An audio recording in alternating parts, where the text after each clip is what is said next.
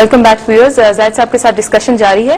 زاہد صاحب, آپ نے بتایا کہ امریکہ اپنے آپ کو پروٹیکٹ کرنا چاہتا ہے, بیسکلی اس کی کرنسی ڈکلائن کر رہی ہے, تو آپ نے پہلی فیز ہمیں بتائی ہے where the game plan is that America must protect it self. لیکن آپ یہ بتائیں کہ اس سارے گیم پلان میں باقی دنیا کے لیے کیا پلان کیا گیا ہے؟ بینکنگ سسٹم کا جو کھیلنے کا ایرینا ہے, جو ان کا بیٹل فیلڈ ہے, وہ دو انوائرمنٹس ہیں. ایک تو یہ جس معاشرے میں رہ رہے ہیں خود اس کو ہڑپ کر رہے ہیں, یعنی امریکن قوم انہوں نے غلام بنائے ہوئے, ان کو کھا پی رہے ہیں اور ان کا بیڑا غرق کر کے رکھ دیا انہوں نے. ان کا ہونا ہی فتنہ ہے, جس جگہ بیٹھیں گے وہاں فساد پھیلائیں گے. اور کوئی وجہ ہے کہ پوری تاریخ میں ہر تھوڑے عرصے کے بعد عیسائی ان کو مار کے نکالتے ہیں اپنے بیچ میں سے, اس لیے کہ جہاں بیٹھتے ہیں وہاں فتنہ کھڑا کرتے ہیں یہ. لیکن جب ان کا مذہبی عقیدہ یہ ہے کہ یہودیوں کے علاوہ پوری دنیا کے انسان انسان ہی نہیں ہیں, اور ان کا خون اور ان کا جان اور ان کا مال اور ان کا سب کچھ ان کے لیے جائز ہے, پھر باقی دنیا کے ساتھ جو کر رہے ہیں وہ اس سے بھی زیادہ خوفناک ہے. آج ہم آپ کو وہ تصویر دکھاتے ہیں کہ یہ کرنے کیا جا رہے ہیں. ہم کیس اسٹڈی لیتے ہیں, فار ایگزامپل کسی ملک کو لے لیں, ہم پاکستان کی مثال لیتے ہیں. جیسے ہم نے پچھلے پروگرام میں بتایا تھا کہ جب یہ پاکستان حکومت کو قرض دینے کی بات کرتے ہیں تو صرف یہ کرتے ہیں کہ پاکستان کے اسٹیٹ بینک کے اکاؤنٹ میں لکھ دیتے ہیں کہ ہم نے $1 بلین قرض دے دیا پاکستان کو. That's it. نہ کوئی سونا ٹرانسفر ہوتا ہے, نہ کوئی کرنسی ٹرانسفر ہوتی ہے, نہ کوئی کرنسی چھاپتے ہیں. یہ صرف ڈیجیٹل اکانومی ہے, لکھ دیا جاتا ہے اور پاکستانی قوم $1 ارب کی مقروض ہو جاتی. اس کے بعد وہ یہ کیا کرتے ہیں, دیکھیے ان کے کچھ سٹیپس ہیں. اب ہم آپ کو اسٹیپ ایک ایک کر کے ڈیفائن کرتے ہیں, اور یہ پہلی دفعہ آپ کو ہر چیز جو آپ کے آس پاس میں ہو رہی ہے سمجھ میں آنے لگے گی. سب سے پہلی ریکوائرمنٹ ان کی کسی بھی ملک کو ہڑپ کرنے کی یہ ہوتی ہے کہ اس کے سربراہ خائن ہوں, مکار ہوں, ان کے ایسٹس ہوں, فری میسنز ہوں یا ان کے ایجنٹس ہوں. یہ فنڈامنٹل ریکوائرمنٹ ہے. میر جعفر اور میر صادق, دیکھیے ہم نے آپ کو یوسف علیہ السلام کے حوالے سے مثال دی تھی پچھلے پروگراموں میں کہ جب انہوں نے اس ملک کے مصر کے فائنانسز کو کنٹرول کرنے کی بات کی تو آپ نے دو کوالٹیز بتائیں کہ فرمایا کہ میں حفیظ بھی ہوں اور میں علیم بھی ہوں. یعنی میں اس ماڈرن اکنامک سسٹم کو, اپنے وقت کے اکنامک سسٹم کو چلانا بھی جانتا ہوں, اور میں خیانت نہیں کروں گا, میں حفیظ ہوں, حفاظت کرنے والا ہوں, اور میں سارے معاملے کو سمجھتا ہوں. اس کے ایگزیکٹلی اپوزٹ ایٹریبیوٹس چاہیے, کوالٹیز چاہیے اس شخص کی کہ جس کو یہ بٹھاتے ہیں اس ملک پر جس کو انہوں نے ہڑپ کرنا ہوتا ہے. یہ ہماری تاریخ ہے. یہ IMF کے ذریعے پرٹیکولرلی اور ورلڈ بینک کے ذریعے جو اپوائنٹمنٹس کرواتے ہیں کسی ملک کو قرضہ دیتے ہوئے, تو اس میں شرائط دیتے ہیں. شرائط وہ دیتے ہیں کہ اسٹیٹ بینک کی فلانی پوزیشنز کے اوپر ان کے آدمی ہوں گے, پرائیویٹائزیشن کمیشن میں ان کے آدمی ہوں گے, پلاننگ کمیشن میں ان کے آدمی ہوں گے, CBR میں ان کے آدمی ہوں گے, اور بڑی بڑی اسٹریٹجک لوکیشنز ہیں کہ جہاں پر ملک کے فائنانسز کنٹرول ہوتے ہیں, وہاں پہ یہ حفیظ اور امین کی جگہ خائن اور بدکار متعین کرتے ہیں. میر جعفر اور میر صادق متعین کرتے ہیں. پاکستان از نو ایکسیپشن. ہم نام نہیں لیں گے لیکن ہماری تاریخ بھری ہوئی ہے ان لوگوں سے کہ جو فائنانس کنٹرول کرتے رہے اس ملک کے, اس میں اچھے لوگ بھی آئے, سنسیئر لوگ بھی آئے, لیکن سنسیئر لوگوں کو یہ ہلنے نہیں دیتے کیونکہ اسٹریٹجک لوکیشنز پہ ان کے ایسٹس ہوتے ہیں. بلکہ بڑی اسٹرینج بات ہے زاہد صاحب, ہمارے کچھ ایسے پرائم منسٹرز آئے ہیں اس ملک میں پریویس گورنمنٹ کی نہیں, اس سے بھی پچھلی بات کر رہی ہوں, prime ministers who were economic masters who came from abroad, like they were not settled in Pakistan. جی بالکل, ہم صاف بات کر رہے ہیں کہ یہ امپورٹ کیے جاتے ہیں باہر سے. ہماری تاریخ بھری ہوئی ہے, ہمیں نام لینے کی ضرورت نہیں ہے. we can all see that. اور پرائم منسٹر باہر سے آتے ہیں, ورلڈ بینک اور IMF کے اپوائنٹ کیے ہوئے. اور اگر آپ دیکھیں کہ ہمارے ملک میں کتنے لوگ ہیں جن کی پہلی اپوائنٹمنٹس ورلڈ بینک میں, IMF میں یا ورلڈ بینکنگ سسٹم میں ہوتی ہے, وہاں سے یہ بھیجے جاتے ہیں یہاں کام کرانے کے لیے. سو دس از دا فرسٹ کنڈیشن.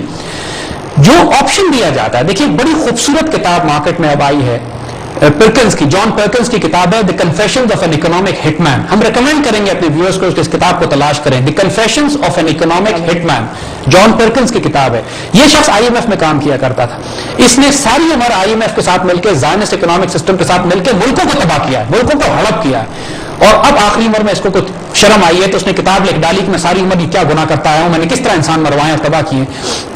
اور اس شخص کی کتاب پڑھنے والی ہے, اور بڑا خوبصورت اس میں یہ, کیونکہ فرام دی ہارسز ماؤتھ ہے, یہ شخص انوالو تھا بغاوتیں کروانے میں, کو کرنے میں, ملکوں کو ہڑپ کرنے میں, اور اس میں جو تفصیل لکھی ہے. اب یہ ثبوت ہر ایک کے لیے اوپن ہو چکے ہیں. یہ جو آپشن دیتے ہیں کسی ملک کے سربراہ کو, وہ ہوتا ہے بلٹ اور دا بینک اکاؤنٹ. یعنی یا گولی کھاؤ ان سے, یا ہم تمہیں قتل کروا دیں گے, یا سوئس بینک اکاؤنٹ تمہیں چاہیے.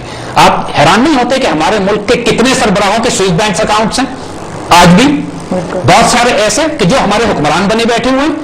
یہ آپشنز ان کو دیے جاتے ہیں باہر سے کہ ہم آپ کو پروٹیکشن دیں گے, آپ کو حکومت میں لے کر آئیں گے, آپ کے کرپشن کے کیسز معاف کروائیں گے, آپ کے سوئس بینک اکاؤنٹ کھلوائیں گے, آپ کے پیلسز ہوں گے پوری دنیا میں, یو بی پروٹیکٹڈ, آپ کی ہم حفاظت کریں گے. لیکن اگر آپ نہیں کریں گے تو ہم آپ کو قتل کرا دیں گے. اور اس کی مثالیں ہم دو دیتے ہیں آپ کو.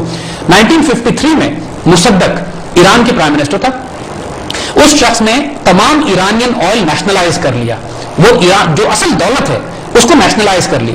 ان CIA نے باقاعدہ کیمپین لانچ کر کے ٹیڈی روزویلٹ کا پوتا روزویلٹ، وہ خود کا نام بھی روزویلٹ تھا، اس کو انہوں نے بھیجا، اس نے CIA کا آدمی تھا، اس نے کو برپا کیا، بغاوت کروائی، خریدے، علماء کو بھی خریدا، سیاستدانوں کو بھی خریدا، ٹریڈ یونینز کو بھی خریدا، اخبار والوں کو بھی خریدا، اور اتنا پیسہ بہایا، اس کے نتیجے میں بغاوت برپا ہوئی، فوج کو خریدا اور دوبارہ یہ شاہ کو لے کر آئے. اور شاہ ان کا سب سے بڑا اسٹوج تھا، سب سے بڑا نوکر غلام ان کا مڈل ایسٹ میں شاہ تھا ایران کا، جس کو مصدق کو نکلوا کے بغاوت برپا کر کے یہ لے کے آئے.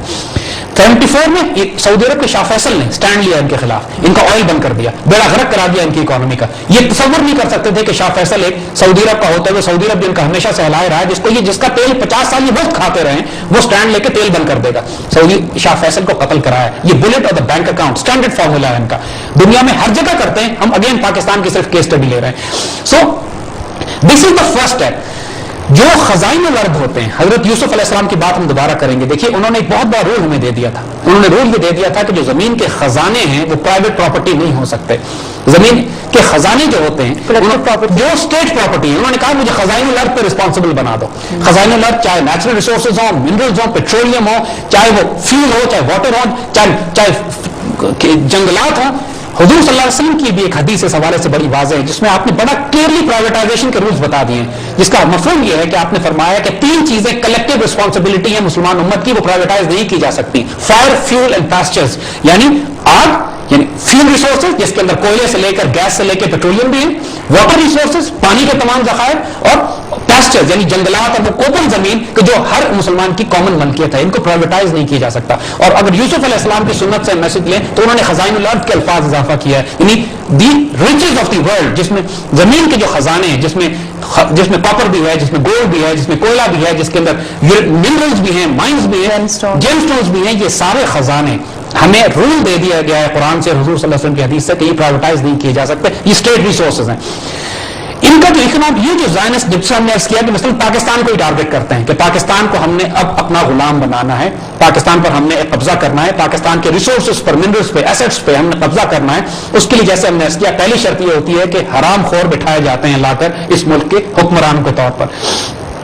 ہر آدمی حکمرانوں میں ہمارے ناپاک نہیں ہوتا ہے، لیکن 1 یا 2 میر جعفر بھی کافی ہوتے ہیں قوم کا بیڑا غرق کرانے کے لیے. یہ ہماری تاریخ میں چلتا چلا آ رہا ہے. That is the first step.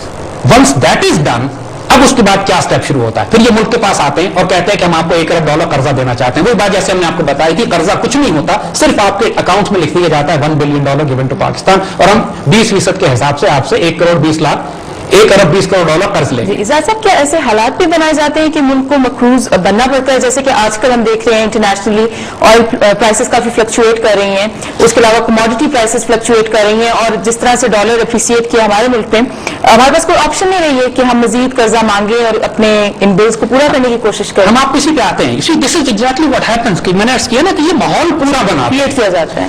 جب ایسے کرپٹ حکمران لائیں گے تو ان حکمرانوں کو ٹاسکنگ کی جاتی ہے، جن کو بینک اکاؤنٹ دیتے ہیں سوئٹزرلینڈ میں، اس سے کوئی کام کروانا ہے، چیریٹی نہیں دے رہے ہیں اس سے، یہ اس کے ذریعے وہ ان کا غلام ہے، اس سے انہوں نے کام کروانا ہے. سو واٹ ہیپنز از، پہلے یہ قرض دیتے ہیں ملک کو، and then the process starts. وہ ہم انشاءاللہ تھوڑی دیر میں بتاتے ہیں آپ کو. زاہد صاحب کے ساتھ ڈسکشن جاری ہے، لیکن we have to go to another break.